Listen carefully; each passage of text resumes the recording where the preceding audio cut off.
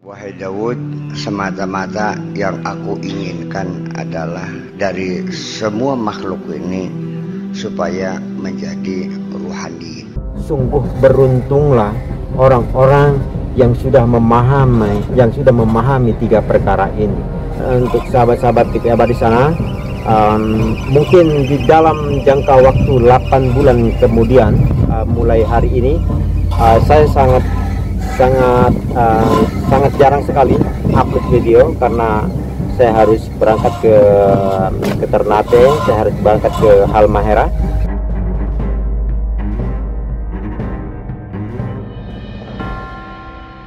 Assalamualaikum warahmatullahi wabarakatuh. Salam rahayu, salam sehat selalu untuk sahabat-sahabatku semua dimanapun kalian berada, dari Sabang sampai Merauke, dari Miangas sampai Pulau Rote. Seperti biasa teman-teman, berjumpa lagi bersama saya di channel TV Abah, channel yang cukup sederhana dan channel apa adanya.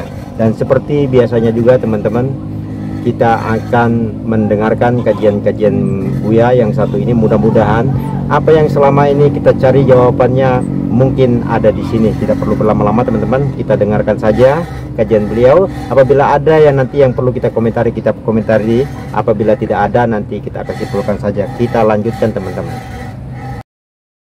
Garis besarnya, barang siapa yang pandangan terhadap kekasihnya itu melihat sinar dan keindahan. Apabila seseorang melihat kekasihnya sebagai sinar dan keindahan, maka tak ada lagi bagi dia kesusahan dan penderitaan. Kalau seseorang bisa melihat sinar dan keindahan, maka tidak akan ada lagi satu kesedihan. Dan seperti dikatakan oleh Ibn al-Farid dalam cerita tentang arak, fama sakanat wal hammu yawman bimawda'in kadzalika lam yaskun ma'an naghamil ghammu. Fama sakanat, maka tidak akan mendapatkan tuh ketenangan. Wal hammu yawman bimawda'in, tidak akan mendapat kesenangan pada suatu hari atau kapanpun ketika masih ada kesusahan hati. Wal hammu bimawda'in, fama sakanat yawman wal ghammu bimawda'in, fama sakanat, dan tidak akan tenang, wal hammu lan utai penderitaan, yawman ing sijina iku bimawda'in ana ing sijina tempat.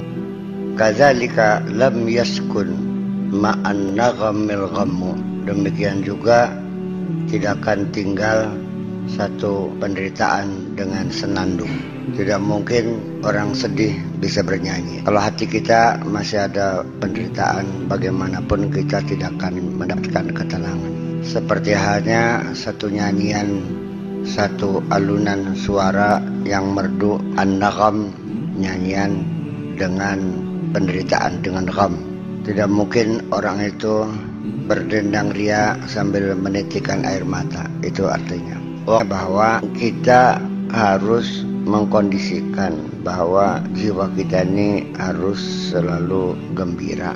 Kalau hati kita gembira, ya kesedihannya hilang. Kalau kita sedang sedih, gembiranya hilang. Jangan biarkan kesedihan itu masuk di dalam hati kita. Jangan bersedih hati. Jangan bersedih hati. Nabi Muhammad juga dilarang bersedih, la tahzan. Kapan kita senang? Ketika hati kita tidak ada kesedihan. Ya kan begitu. Seorang waliullah itu adalah orang yang hidupnya selalu bahagia dalam kondisi apapun. La khaufun alaihim walahum yahzanun. Tidak ada rasa sedih dan tidak ada rasa takut dan rasa sedih. Kenapa rasa takut kok diprioritaskan daripada rasa sedih? Karena yang membuat kita menderita lebih besar karena ketakutan daripada kesedihan. Ketakutan itu lebih permanen daripada rasa kesedihan. Orang takut, fobi, esok sore awan bengi yang meriang-meriang begini. Langkah kelalaian ya bakal takut mah. Terus ngintil. Kalau takut mah, kalau sedih mah, ketika kita hilang sesuatu, dia akan hilang dengan sendirinya bersama waktu. Istri kita meninggal, kita sedih sebulan 2 bulan, mana ya biasa mana. Bakal tiba bilang hilang ini. Nah, karena dia lebih permanen, maka pakai jumlah ismiyah la khaufun. Sedangkan Al-huzn, rasa sedih itu silih berganti, hilang datang lagi, seperti demikian. Jadi seperti itulah kira-kira maksudnya ini sih yang kita baca ini. Ya, kenapa kau biarkan kesedihan menyelinap ke dalam hatimu? Kenapa tidak dikawal, jangan sampai sedih. Wa mimma auhallahu ila Daud alaihissalam, dan diantara yang Allah wahyukan kepada Daud alaihissalam, ya Daud, la tamzaj hamma ghairi biqalbika fatanqusu minhu halawatur ruhani. Daud, jangan kamu aduk-aduk kesedihan terhadap apapun selain aku masuk ke dalam hati aja, diaduk-aduk kesedihan, kesengsaraan ning jero atine sira. Jangan kau biarkan rasa sedih masuk ke dalam hatimu itu. Fatanqusu minhu halawatur ruhaniyin, akibatnya akan mengurangi rasa manisnya ruhani. Bagaimanapun karena kita dalam keadaan sedih, bagaimana kita merasakan manisnya. Dalam keadaan hati kita sedih, lukisan yang indah juga tidak bisa dinikmatinya. Dalam keadaan kita bersedih hati sambil menangis, mangan sate gak mangsa naka. Ngantar itu boleh. Hati kita sedang gembira, anda sepetak gak enak nang. Ya, ini satu hal yang perlu kita perhatikan. Ya Daud, ana misbahu qulubir ruhaniyin. Hai Daud, aku ini adalah lentera, aku adalah lampu hatinya ruhaniyin. Wa man kuntu misbah qalbihi, dan siapapun yang aku sebagai lampu hatinya, lam yaghumma abadan, maka dia tidak akan merasa bersedih hati. Ya Daud, innama muradi min khalqi an yakunu ruhaniyin. Wahai Daud, semata-mata yang aku inginkan adalah dari semua makhluk ini supaya menjadi ruhani. Itu yang saya kehendaki, bukan sebagai asbah, bukan sebagai jasadiyin, ya, sebagai ruhaniyin. Itu yang saya inginkan. Ini adalah salah satu yang Allah wahyukan, salah satu wahyu Allah yang diberikan kepada Nabi Daud, bahwa barang siapa yang hatinya mendapat lampu dari Allah, maka dia tidak akan merasa bersedih hati.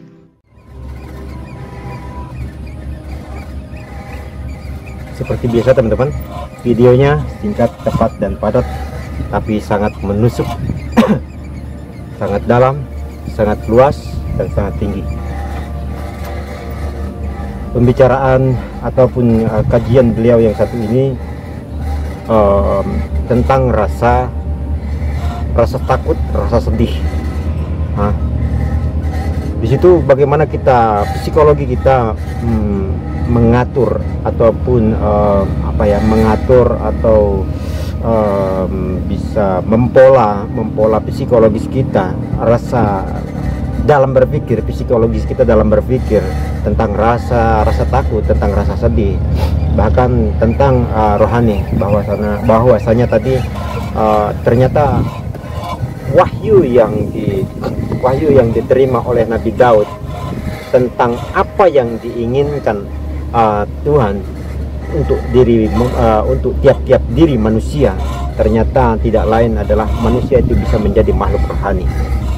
Jadi wahyu yang diterima oleh Nabi Daud untuk tiap-tiap diri manusia, yang Tuhan inginkan adalah menjadi makhluk rohani. Nah, ini sangat penting.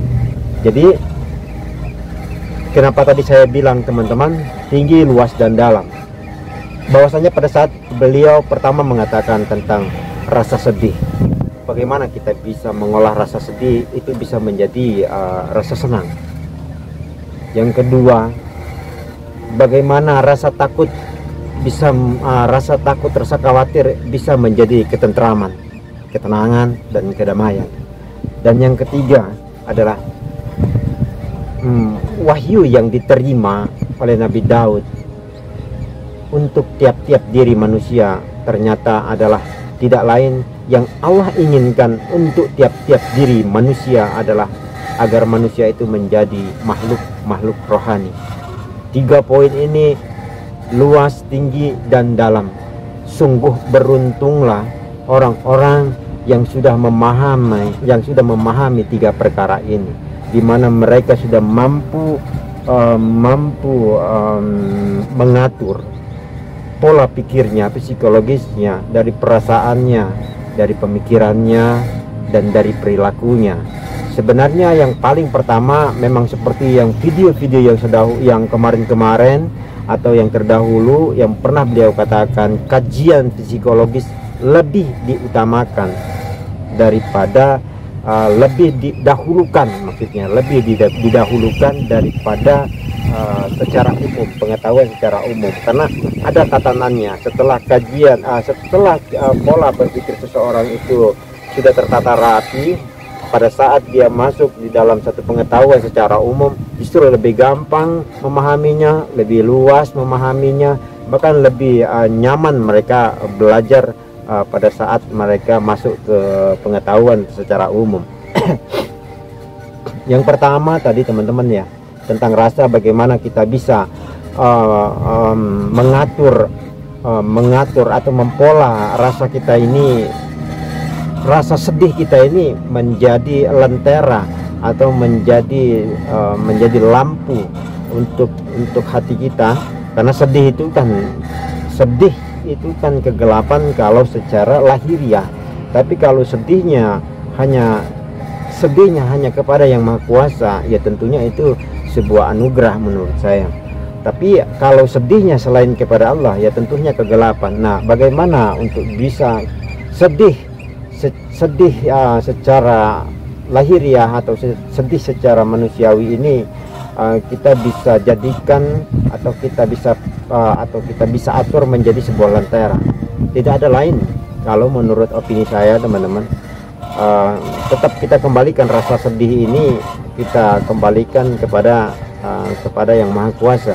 Nah, cara mengembalikannya boleh lihat di video-video kita yang kemarin-kemarin, karena di sana banyak metode-metode di mana kita bisa mengolah pola berpikir kita, mengolah rasa kita, mengolah semuanya yang ada di dalam diri kita lah intinya teman-teman. Jadi memang butuh satu pendidikan, pengetahuan, pendalaman tentang ilmu pengetahuan tentang diri kita ini, untuk bisa mengatur bagaimana kita ini agar diri kita ini tidak tersesat jauh sebenarnya ya teman-teman, menurut saya. Atau mungkin sebenarnya bahasa yang tadi beliau katakan itu seperti hal yang biasa yang seperti kita bilang, tapi itu sangat luas teman-teman, sangat luas, sangat dalam dan sangat tinggi. Makanya saya katakan tadi, beruntunglah untuk teman-teman ataupun sahabat-sahabat semua di sana yang sudah memahami apa yang beliau katakan tadi, karena itu sangat luas, sangat tinggi dan sangat dalam sekali teman-teman. Nah, jadi sorry, ini ada angin. Nah, jadi seperti itulah ya teman-teman. Kira-kira mudah-mudahan teman-teman bisa memahaminya semua. Mudah-mudahan saya berharap, dan mudah-mudahan saya juga bisa memahami jauh lebih dalam lagi apa yang beliau katakan tadi. Setidak-tidaknya yang mampu memahami hal-hal yang beliau katakan tadi, sahabat, kalau kita tidak mempelajari tentang peleburan diri, tidak memahami tentang paling tidak kita memahami tentang peleburan diri, penyatuan diri, ataupun kalau bahasa sekarang, bahasa kerennya yoga ya bang, kita sering yoga. Nah, paling tidak kita melatih untuk di dalam bahasa ketauhidan itu bahasanya peleburan lah ya mungkin bahasanya, tapi di dalam bahasa keren sekarang itu adalah yoga. Nah, kalau kita rajin saja yoga setiap malam, kita bisa bersahabat dengan alam atau menyatu terlalu bahasanya terlalu ini ya, terlalu tinggi mungkin. Kalau bahasa kitanya menyatu dengan alam saja, kita bisa menyatu atau bersahabat ya, kita bersahabat dengan alam saja. Bagaimana kita bisa bersahabat dengan angin di dalam nuansa ya, di dalam nuansa rohani kita. Bagaimana kita bersahabat dengan suara jangkrik secara rohani kita, nuansa rohani kita. Dan bagaimana kita bersahabat dengan apapun yang pada saat kita melakukan yoga, apapun itu yang bergerak, baik di luar diri terutama di dalam diri, baik itu keinginan yang berbicara, nafsu yang berbicara dan segala macam. Kita bersahabat dengan mereka, bersahabat sehingga kita bisa mampu memahami kelemahan mereka. Pada saat kita sudah mampu memahami kelemahan mereka, maka disitulah kita mampu menundukkan mereka. Jadi tidak banyak sebenarnya yang saya sampaikan lagi, karena sudah kajian ini kalau lebih dalam dikupas tentunya panjang sekali ya teman-teman. Paling tidak teman-teman bisa lihat video-video sebelumnya, bagaimana di situ ada bahasa saya tentang bahasa peleburan. Nah, bahasa peleburan ini dengan kajian-kajian ini sangat terhubung sekali. Rujukannya sangat terhubung sekali, sehingga mudah-mudahan teman-teman bisa mengambil satu kesimpulan yang sangat baik, kemana arah dan tujuannya pada saat apa yang beliau katakan ini kita bisa mengetahuinya secara utuh, kemana sih, apa sih maksudnya dan tujuannya pembicaraan ini. Nah, kalau kita tidak memahami tinggi, luas dan dalam, kita tidak akan pernah bisa memahami pola-pola orang yang intelektualitasnya sangat tinggi. Bukan berarti saya pribadi sudah tinggi, tidak ya teman-teman. Saya berusaha untuk belajar berpikir luas, berpikir dalam dan berpikir tinggi, agar saya juga mampu memahami kajian-kajian Buya ini. Saya sangat tertarik sekali karena beliau ini menurut saya mempunyai satu rahasia tersendiri yang beliau tidak buka, selama ini beliau tidak buka. Jujur saja beliau tidak buka. Mungkin beliau buka, tapi hanya orang-orang tertentu, sama mungkin sama ya 1-2 orang, atau mungkin beberapa yang terpilih lah, yang dipilih oleh beliau, yang dibuka oleh beliau, mungkin ya teman-teman. Tapi pada intinya teman-teman, apa yang beliau katakan ini pada intinya terakhir ini bahwasanya tidak lain, ini bahasanya bagaimana kita mampu mengolah, mampu mengatur pola pikir kita, perasaan kita, perilaku kita pada saat kita sedang melakukan sesuatu, berpikir sesuatu, ataupun merasakan sesuatu. Ya, jadi kajian-kajian itu sebenarnya kembali kepada diri sendiri secara mendalam. Apalagi yang terakhir tadi dikatakan bahwasanya sangat luar biasa pada saat Nabi Daud mendapatkan sebuah wahyu dari Allah, di mana wahyunya itu yang diinginkan oleh Allah untuk seluruh umat manusia di muka bumi ini adalah tidak ada lain agar manusia itu bisa menjadi makhluk rohani. Lalu yang menjadikan pertanyaan, bagaimana manusia itu bisa menjadi makhluk rohani? Nah, disitulah PR untuk kita semua teman-teman, bagaimana kita bisa menjadi makhluk rohani. Nah, untuk bisa menjadi makhluk rohani, menurut opini saya pribadi, sudah sering kali saya katakan di video-video, mungkin teman-teman bisa korek-korek saja video-video saya yang dulu-dulu. Jadi paling tidaklah kita bisa sedikit banyaknya bisa mengikuti, walaupun kita tidak memahami secara utuh, tapi paling tidak kita bisa mengikuti kemana arah dan tujuannya yang dikehendaki oleh beliau ini pada saat beliau itu berbicara, dan pada saat beliau itu menjelaskan tentang apa yang beliau jelaskan. Kita sudah di penghujung acara, sahabat-sahabat TV Abah semua. Apabila ada salah kata, perbuatan, ucapan, serta perilaku ya saya yang tidak berkenan di hati sahabat-sahabat TV Abah semua, saya mohon maaf lahir dan batin. Dan satu lagi untuk sahabat-sahabat TV Abah di sana, mungkin di dalam jangka waktu 8 bulan kemudian, mulai hari ini, saya sangat jarang sekali upload video karena saya harus berangkat ke Ternate, saya harus berangkat ke Halmahera. Jadi kalau saya tidak upload di 8 bulan kemudian, saya mohon maaf karena saya harus berangkat ke Halmahera, ada urusan. Jadi kalau saya mungkin saya sempatkan nanti di sana saya bisa kita bisa ngaji bersama, bincang-bincang bersama, sahabat-sahabat semua.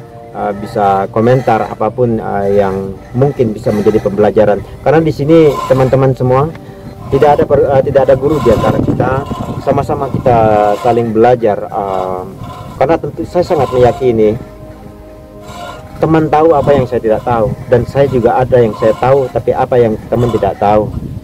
Jadi intinya kita sama-sama saling mengisi, saling mengasah dan saling mengasih. Dan saya akhiri teman-teman, saya pamit undur diri. Wassalamualaikum warahmatullahi wabarakatuh.